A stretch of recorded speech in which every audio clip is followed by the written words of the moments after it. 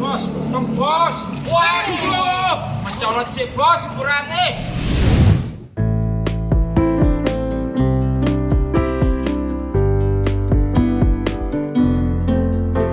Halo Sobat Arlang semuanya, di video kali ini kami akan sedikit berbagi cerita tentang kegiatan panen tahun baru kemarin dan juga akan berbagi tips bagaimana caranya agar kita bisa panen pada waktu momen permintaan pasar yang sedang tinggi.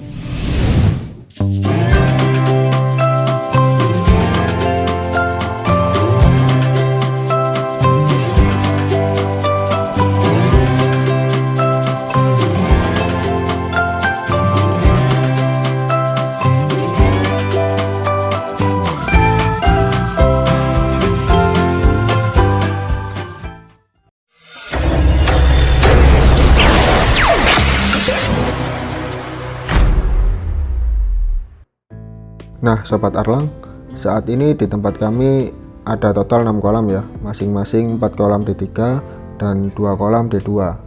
Bisa dibilang total kolam kami ini masih berskala rumahan. Nah pas momen tahun baru kemarin itu kita sebenarnya panen 2 kolam ya, 1 kolam D2 dan 1 kolam D3.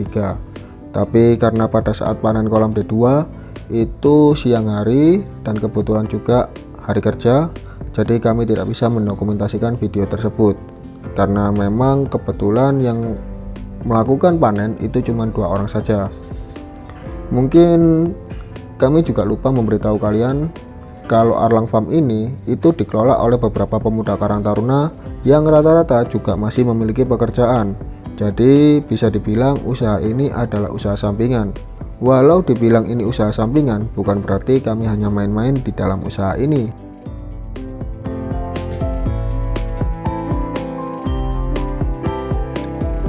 Saat ini kami memiliki anggota 8 orang yang semuanya itu berlatar pekerjaan yang berbeda-beda. Ada tukang bangunan, sopir, penjaga toko, dan yang lainnya lah. Yang perlu kalian tahu, dari 8 orang ini tidak ada satupun yang memiliki basic peternakan ikan sama sekali. Jadi kalian bisa mengerti walau ini usaha sampingan, tapi jika dikerjakan dengan niat yang sungguh-sungguh dan konsisten mau belajar, alhamdulillah hanya dalam waktu 1 tahun kami bisa seperti ini. Oke, cukup ceritanya ya, kita kembali ke topik pembahasannya. Langkah pertama yang kami lakukan adalah membersihkan sisa pakan atau kotoran ikan yang ada di permukaan air kolam. Kenapa kok bisa sistem bioflok sampai begitu? Ceritanya mungkin akan sangat panjang jika saya jelaskan di video ini. Tapi intinya di kolam ini adalah benih sortir yang ukurannya rata-rata 4 inci atau ikan yang memiliki bobot 100 gram. Benih ini kita masukkan sekitar tanggal 13 sampai 15 November 2022. Lalu untuk menyiasati agar bisa panen pas momen tahun baru itu hanya tersisa sekitar 30 hari saja. Jadi akhirnya mau tidak mau kita harus melakukan teknik puspakan.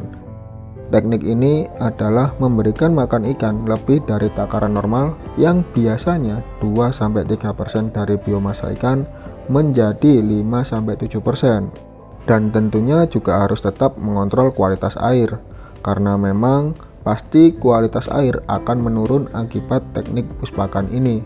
Dan mungkin saja resikonya juga akan ada beberapa ekor ikan yang kondisinya tidak prima akan mengalami overdosis makan yang membuat ikan bisa mati.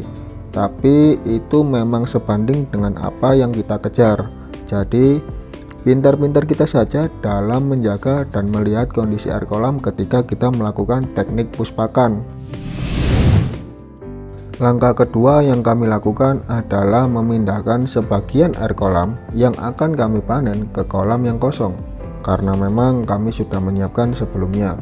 Kalaupun memang tidak ada kolam yang kosong, ya terpaksa air harus dibuang. Nah, kenapa hanya sebagian saja air yang kita pindah, kok tidak semua air kolam yang kita pindah? Ya karena kita sudah tahu kalau bekas air kolam tersebut itu tidak terlalu bagus akibat teknik puspakan. Jadi yang kita ambil itu sebagian air kolam, lalu sisanya air bagian bawah mungkin sudah tidak bagus karena endapan amonia yang banyak. Jadi kita bisa membuang saja air tersebut.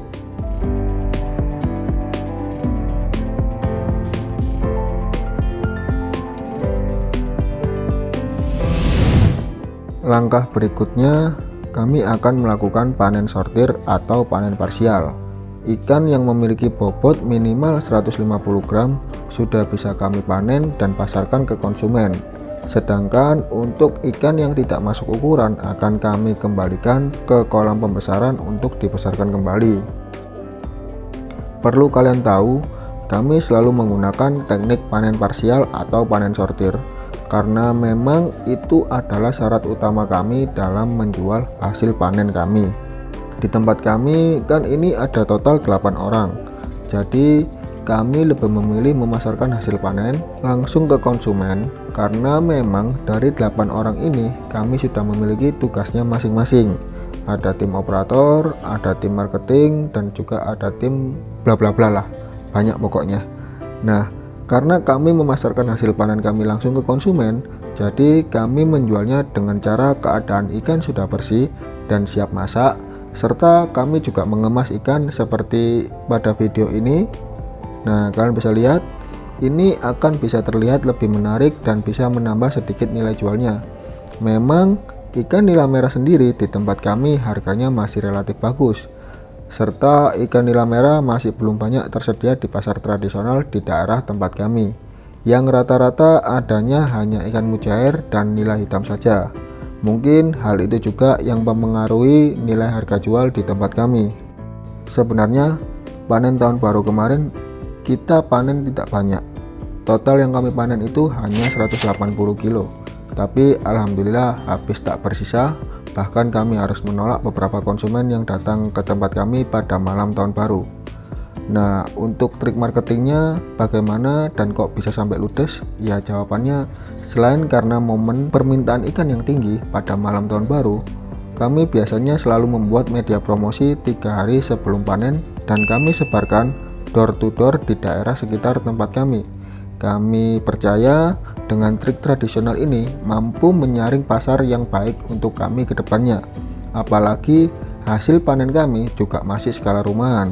Jadi kami percaya bahwa hanya dengan trik ini hasil panen kami akan habis pada momen tahun baru tersebut.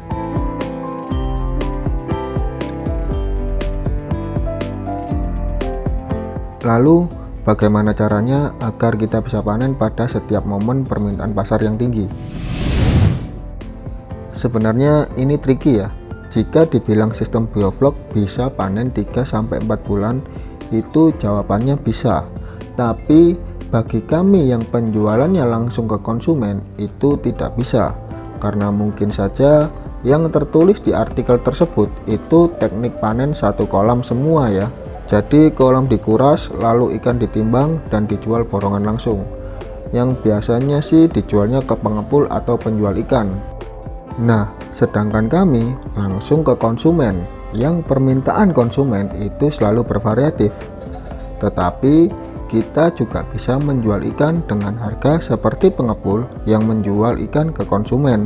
Nah, disinilah mengapa kita selalu menggunakan teknik panen parsial atau panen sortir. Jadi secara tidak langsung dengan teknik ini kita juga akan untung karena semua kolam kita akan terisi terus dan secara tidak langsung akan terjadi keterkaitan di setiap kolam yang akan bisa membuat kita panen per periode 1 bulan sekali mungkin atau bahkan 1 minggu sekali. Itu semua tergantung kolam kita ya. Oke, mungkin saja ini yang bisa kita bagikan saat ini. Untuk detail sistem pemasarannya dan trik menentukan pasar mungkin akan kami bahas di video selanjutnya atau video yang lain. Doakan saja semoga kami bisa terus rutin upload video agar info dan diskusi kita bisa berjalan dengan maksimal. Karena kita juga ingin segera membuat video series perjalanan proses budidaya di tempat kami dari awal hingga panen. Sekali lagi kami ucapkan terima kasih untuk pelanggan setia kami yang sudah membeli produk kami. Dan terima kasih juga untuk para penonton channel Arlang Farm yang sudah meluangkan waktunya untuk menonton video ini sampai habis. Sampai jumpa kembali pada video berikutnya.